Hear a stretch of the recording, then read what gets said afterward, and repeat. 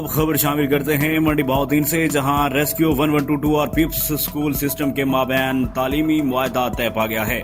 جس کے تحت اب ریسکیو 1122 کے حاضر سروس افسران اور جوانوں کے بچوں اور ان کے بہن بھائیوں کو 50% تک رعایت دی جائے گی اور شہید ریسکیورز کے بچوں کو مکمل طور پر مفت تعلیم مہیا کی جائے گی۔ اس حوالے سے مفاہمتی یادداشت پر دستخط کرنے کے بعد district emergency officer rescue 1122 engineer Imran Khan نے کہا کہ ریسکیو کے سربراہ کی حیثیت سے میرا فرض ہے کہ ریسکیو افسران اور جوانوں کے بچے معیاری تعلیم حاصل کریں۔ عمران خان نے کہا کہ ریسکیو 1122 کی جانب سے پیپس اسکول سسٹم کے اساتذہ، فیکلٹی ممبران اور طلبہ کو حادثات سے نمٹنے، ہنگامی انخلاء کے طریقوں اور آگ سے بچاؤ اور ابتدائی طبی امداد کی بنیادی مہارتوں کی تربیت بلا معاوضہ فراہم کی جائے گی۔